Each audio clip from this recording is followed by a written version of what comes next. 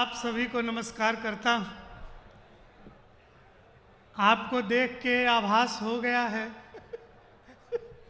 सुव्यवस्थित तरीके से दुर्व्यवस्था फैलाने को प्रजातंत्र कहते हैं।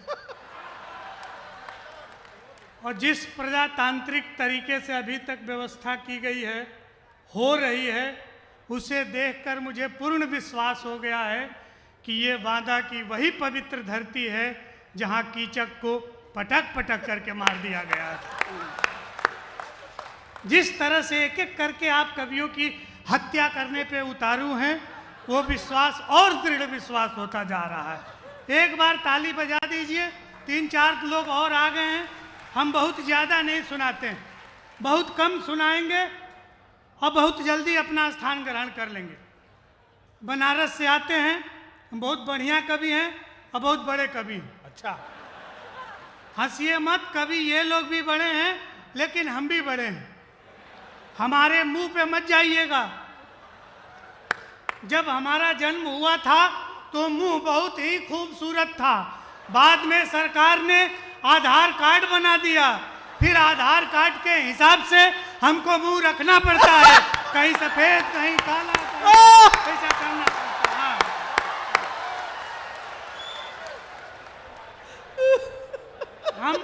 हम छोटे छोटे कवियों को आपको सुनना पड़ेगा, क्योंकि हमारे काव्य मंच के जो कुलाधिपति हैं, वहाँ तक पहुँचने के लिए हम छोटे छोटे डब्बों से आपको गुजरना पड़ेगा।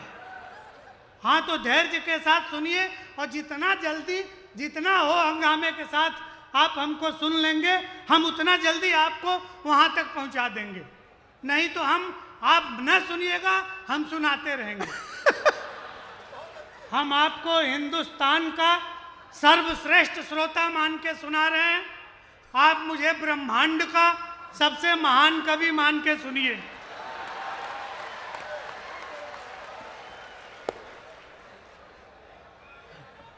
पहला छंद सुनाते हैं। हाँ, सुनाइए पंडित, सुनाइए। हम आपको विश्वास दिलाते हैं, हम कोई ज्ञान, कोई चरित्र निर्माण, कोई बड़ी बड़ी बातें नहीं करेंगे। अच्छा, वो इसलिए नहीं करेंगे कि आज के युग में ये सब करना बिल्कुल व्यर्थ है।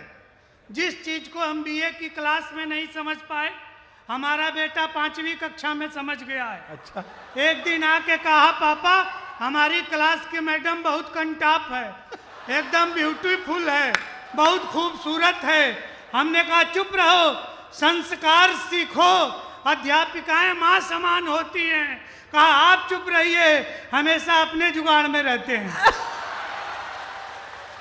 तो जहां बच्चे यहां तक आगे चले गए, आदरणीय कह रहे थे कि पीछे के लोग सुनने आए हैं, ये लोग सुनने आए हैं।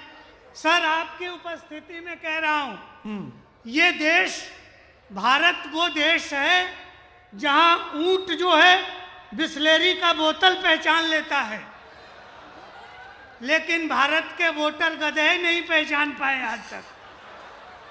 ये हमारी दिक्कत है। पहला छंद आपको सुनाता हूं, सुनिएगा अपने परिचय में। कि मेरे खानदान के बयो बुजुर्ग दादा बोले, प्रतिदिन गंगा में नहाना चाहता हूं मैं। अच्छा, और बाकी बच्चे जीवन को भोले की शरण जाके राम राम जप के गंवाना चाहता हूं मैं। कि जैसे तैसे मेरी बीत गई ये जवानी, आशाराम सा बुढ़ापन बिताना चाहता हूं मैं। और मेरी अंतिम इच्छा है बस एक बार राधे माँ को गोद में उठाना चाहता हूं।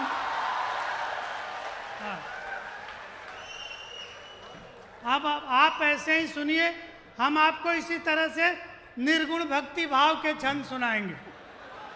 निर्गुण भक्ति। हाँ, ये अभी गजेंद्र जी सुना रहे थे बसंत का छंद।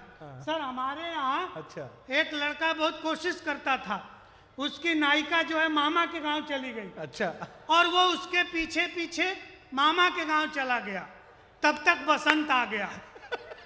अब ये बसंत जब आता है तो किन किन चीजों की याद आती है? ये ठाकुर साहब है, हमारे गांव में ठाकुर जब चाह ले तभी बसंत आ जाता है। बसंत उसके नौकर का नाम है। तो वो जब चाहते हैं तब बसंत आ जाता है, कुहरे में भी बसंत आ जाता है।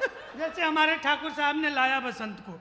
अब सर उसको बसंत आता है तो किन किन चीजों की याद आती है कि धन्य हो बसंत तुझे दूर से प्रणाम मेरा, तेरी तरुणाई और रवानी याद आती है। और बुढ़ों पे जवानी की, जवानों पे नदानी की, नदानी भी सुहानी मनमानी याद आती है। कि तेरा आगमन सुन रोम रोम कांपता है, बीती हुई बात की कहानी याद आती है। और पिछले बसंत में पिटाई इतनी हुई कि आज तक प्रेमिका की नानी याद आती है।